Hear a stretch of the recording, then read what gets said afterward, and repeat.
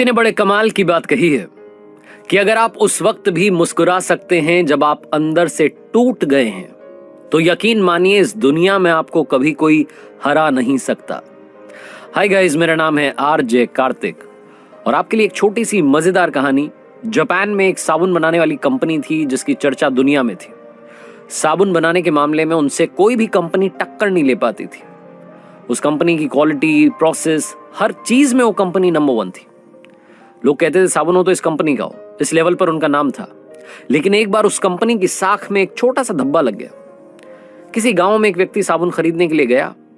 जब साबुन का बॉक्स घर लेकर के आया डिब्बा, तो डिब्बा खाली निकल गया। उसने जाकर के पत्रकारों को बता दिया, अखबार में छप गया, न्यूज चैनल्स में बात चली गई, मैगजीन्स में छप गया कि इतनी बड़ी कंपनी, इतना बड़ा नाम और ये कर रहे हैं, एक डिब्बा खाली निकल गया, धोखा दे रहे हैं कस्टमर्स को। बहुत कुछ मीडिया में कहा जाने लगा।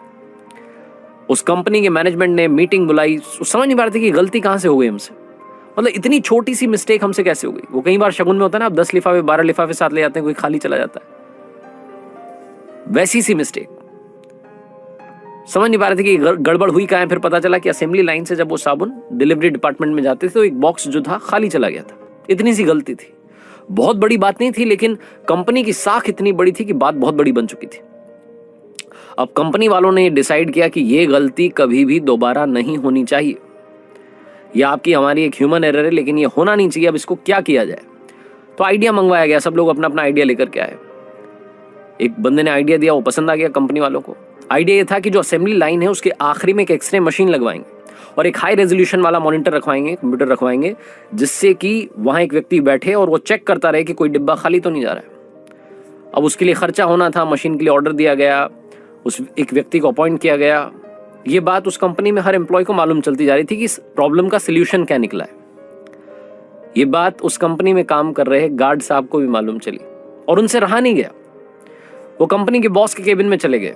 बॉस ने कहा, अरे आओ गार्ड साहब, क्या कह रहे हो? तो उन्होंने कहा कि साहब छोटा मुंह बड़ी बात, लेकिन ये खर्चा आप फालतू में कर रहे हैं। तो जो कंपनी का बॉस था उसने कहा कि अरे गार्ड साहब, आपको मालूम नहीं है, हमारी कंपनी की साख पर धब्बा लग गया और आप कहां समझेंगे ये सब। हमें ये करना ही होगा ताकि कभी भी ऐसी कोई छोटी सी गलती ना हो। बहुत छोटी गलती थी और हमारी कंपनी के लिए कितना बड़ा नुकसान हो गया।